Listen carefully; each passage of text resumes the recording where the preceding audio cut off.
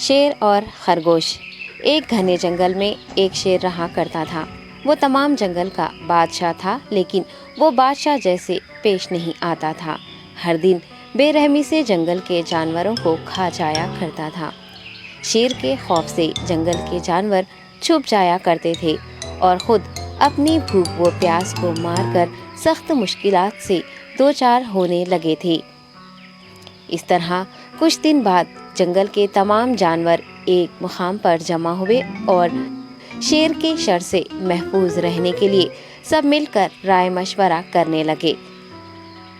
سب نے اپنی اپنی بات رکھی اور آخر میں ایک گیدڑ نے کہا، میرا خیال ہے کہ ہم روز شیر کے ہاتھوں مرنے کے بجائے ہم خود ایک بار شیر کے پاس چلے جائیں۔ اس طرح روزانہ شیر کسی ایک کو کھا لے گا اور ہم سب اپنی اپنی باری سے چلے جائیں گے اور بلا خوف و ڈر سکون سے زندگی گزاریں گے۔ گیدڑ کے مشورے پہ تمام جانور رضامند ہو گئے۔ ایک بندر نے کہا، ٹھیک ہے، تمہاری بات بالکل درست ہے۔ موت کا خوف کرنے کے بجائے اپنی باری آنے تک ہم اطمینان و سکون کی زندگی گزار سکیں گے۔ جانوروں کی بات چیت مکمل ہونے کے بعد خود گیدڑ نے شیر کے پاس جا کر یہ ساری بات بتائی۔ گیدڑ کی باتیں سننے کے بعد شیر نے کہا، میں بادشاہ ہوں، اس لیے تم سب کی بات مان رہا ہوں، لیکن ایک بات غور سے سن لو۔ اگر کسی دن مجھے جانور ملنے میں تاخیر ہو جائے تو میں خاموش نہیں بیٹھوں گا اور دوبارہ تم سب پر حملہ کرنا شروع کروں گا۔ شیر نے بڑے غصے سے یہ سب کہا۔ شیر کی باتیں سن کر گیدڑ نے سر ہلاتے ہوئے حامی بھر دی اور وہاں سے چلا گیا۔ اس دن کے بعد ایک ایک جانور بلا ناغہ اپنی اپنی باری کے مطابق شیر کے پاس جانے لگے اور شیر سکون سے اپنے پاس آنے والے جانوروں کو مار کر اپنی بھوک مٹانے لگا۔ یہ معاملہ ایسے ہی چل رہا تھا اور ایک دن شیر کے پاس جانے کی باری ایک خرگوش کی آئی۔ وہ خرگوش بہت ہی ہوشیار تھا۔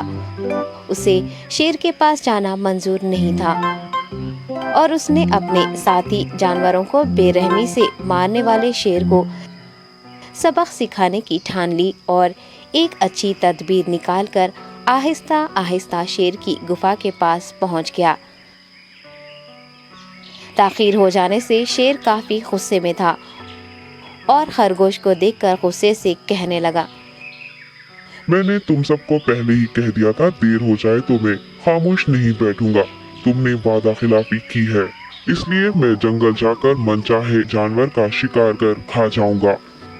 تب خرگوش نے شیر سے کہا، معاف کر دیجیے بادشاہ سلامت، غلطی ہو گئی اور اس کا ایک واجب سبب ہے۔ اطمینان رکھیے، میں بیان کرتا ہوں، آپ سنیے اور اس کے بعد آپ آرام سے مجھے مار کر کھا لیں۔ شیر نے پھر غصے سے کہا، وہ کیا بات ہے، جلدی بتاؤ۔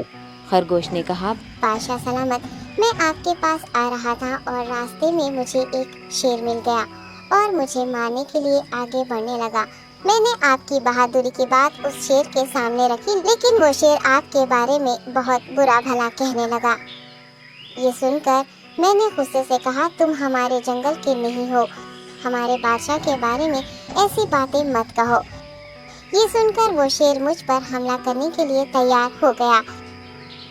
یہ دیکھ کر میں نے کہا، تم مجھے مارو گے تو ہمارے بادشاہ تمہیں ہرگز نہیں بخشیں گے۔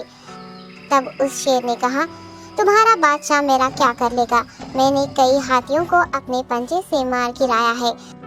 تمہارا بادشاہ ہو یا کوئی اور ہو، میرے ہاتھوں بچ نہیں سکتا اور میرے سامنے کوئی ٹک نہیں سکتا۔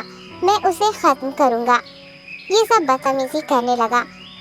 میں نے اس شیر سے کہا، تم ہمارے بادشاہ سے آ کر بات کرو۔ تب اس نے فخر سے کہا، میں کیوں آؤں؟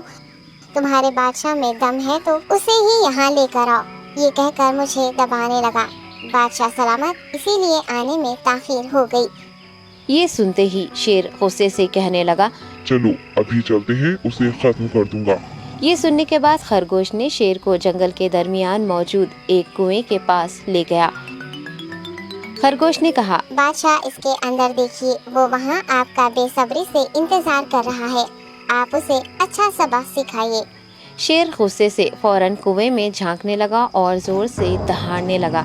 تب دوسری جانب سے بھی دوسرا شیر دہاڑتا ہوا محسوس ہونے